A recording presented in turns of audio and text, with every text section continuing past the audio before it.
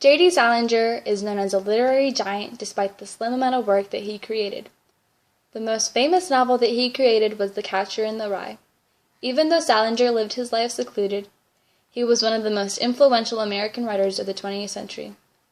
Salinger, as a young adult, was not much of a student. He was sent to a military academy after failing out of a school near his home. After he graduated, he went to a college, but decided that it wasn't for him, so he went to Europe to study the language and the business, but he became more entranced with the language than the business aspect. When he came back, he went back to college and became inspired by his professor Whit Burnett. He would be the one to push J.D. to start writing. As he began writing, some of his work started to appear in some very big-name publications, like the Saturday Evening Post. But his writing career was shortly interrupted by the Second World War. But he would still continue to write and assemble chapters for a novel whose main character was a deeply unsatisfied man named Holden Caulfield. Like many after the war, he suffered a lot of trauma and was eventually hospitalized after the war for having a mental breakdown. Many of the things that happened in his life really influenced the kind of character that Holden Caulfield ended up being. In 1951, The Catcher in the Rye was finally published. This book earned many positive reviews, but many critics were not too fond of it.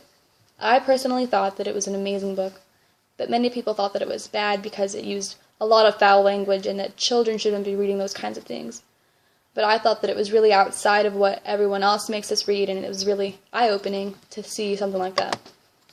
The quote that I have read, the quote that I will read, takes place at the end of the book where Holden himself is having a sort of mental breakdown. He just wants the world to be a phony-free place. He wants to protect the smaller children of the world from the corruption of the phony people in the real world. So he starts to talk to his therapist about what he wants to be when he grows up. And this is what he said.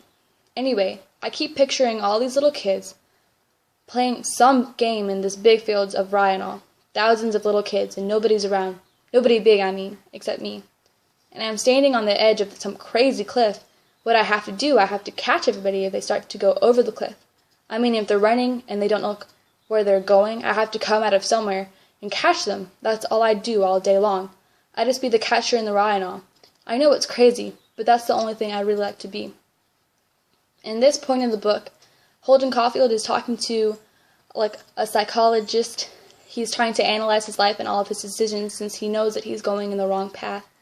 And I think that here he's just trying to stop people from going into this path. That's why he wants to be this when he grows up. He wants to save the little kids from making all the mistakes that he made as he was going along in this book. And I feel like this is what the quote means. Thank you.